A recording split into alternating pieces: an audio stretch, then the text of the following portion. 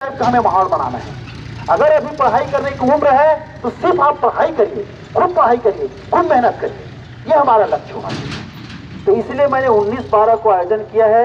तो आप लोग गढ़वट के समस्त युवा साथी जो पढ़ाई की तैयारी कर रहे हैं, सादर आमंत्रित है। निःशुल्क एग्जाम है। आप केवल मुझे फोन करके बोल दीजिएगा कि आप लोग कितने लोग आ रहे हैं, उस हिसाब से मैं व्यवस्था कर सकूं। ये तो हो गया पढ़ाई लिखाई के बारे में। अब आज जो हम सबसे बड़ी गंभीर समस्या से जूझ रहे हैं, खासकर हमारे छत्तीसगढ़ के गांव में, शहरों में, वो है नशाखोरी। आज नशाखोरी महामारी से कम नहीं है। जितना आपको चिंता होनी चाहिए कोरोना की, उससे 10 गुना आप चिंता करिए नशाखोरी की। और नशाखोरी की इसलिए चिंता करना चाहिए, अब इसकी अब मैं कहानी बताता हूं आप लोगों को। 2000 में मैं सर्विस में लगा और मेरी पोस्टिंग हो गई महाराष्ट्र में। महाराष्ट्र में भुसावल डिवीजन मेरी पोस्टिंग हुई और मैं वहीं से आता था और 4 दिन 5 दिन कर्रा में रुकता था और घर चला जाता था वापस। उसके बाद 2006 में मेरा परमानेंट यहाँ पे ट्रांसफर हो गया बिलासपुर डिवीजन में। अब मैं बिलासपुर डिवीजन अप डाउन करता था बाइक से, घर से। उसके बाद मैं देखा कि जब मैं लगातार रहने लगा तो गांव से बाहर निकलता था तो देखता था शाम होते ही सारे युवा नशाखोरी कर रहे हैं। घर से आवाजें आ रही है, पिटने की आवाजें आ रही हैं।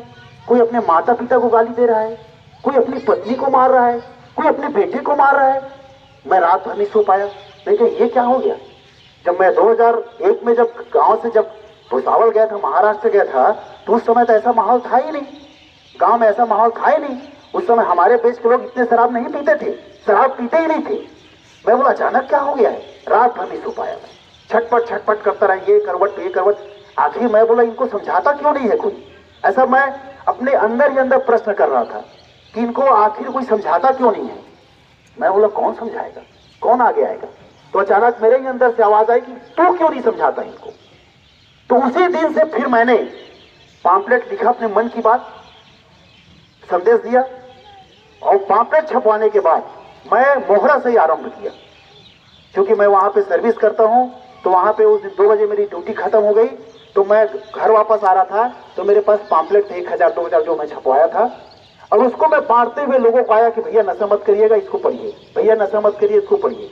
वहीं से मेरा जो पहला समाज सेवा का कार्य वहीं से आरंभ हुआ।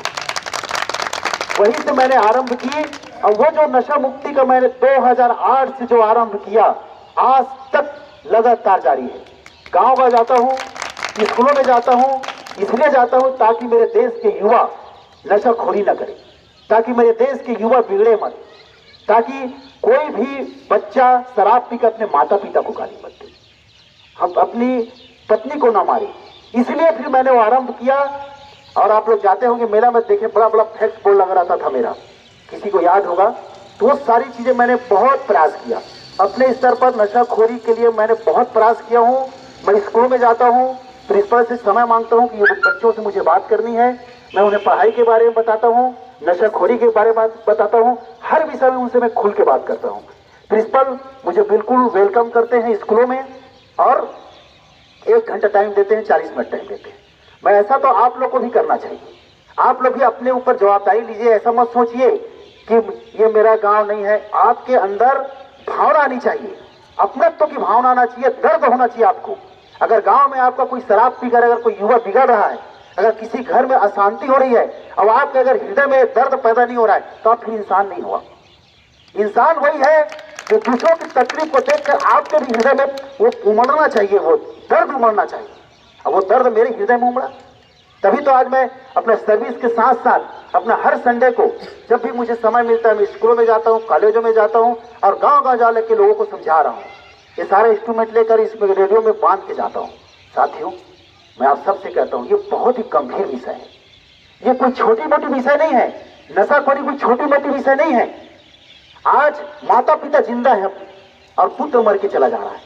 बताइए ये क्या छोटी मोटी बात है? एक माता पिता अपने पुत्र को कितनी मेहनत से पालता है, पोसता है। माँ 9 महीने हमें कोख में रखती है पेट में, तब जाकर हम पैदा होते हैं। बाप दिन रात मेहनत करता है, खेतों में मेहनत करता है, नौकरी करता है, और वही बेटा शराब पीकर अपने ही माता पिता को गाली देता है। बताइए कितनी दुर्गति है। ये सोचने वाली बात है कि मनुष्य जैसा प्राणी आज उसकी ये हालत हो गई है। मनुष्य जिसका मानव जीवन, जिसको हम श्रेष्ठ मानते हैं, दुर्लभ मानते हैं, और वही मानव शराब पीकर अपने ही